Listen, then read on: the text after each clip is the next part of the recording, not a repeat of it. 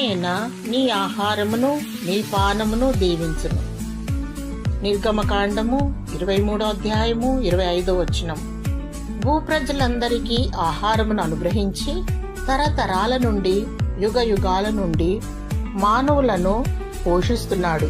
మాకు కావలసిన ఆహారము దయచేయమని ప్రార్థించి అడిగి పొందుకోవాలి.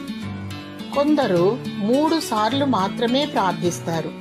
ఉదయము బ్రేక్ఫాస్ట్ సమయంలో, మధ్యాహ్నము లంచ్ సమయంలో, రాత్రి భోజన సమయంలో మాత్రమే ప్రార్థిస్తారు.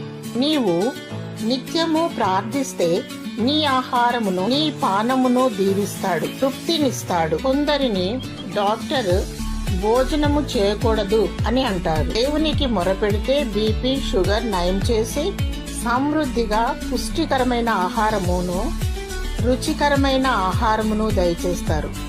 ముఖ్యముగా ఆత్మీయ ఆహారము ప్రాముఖ్యమైనది.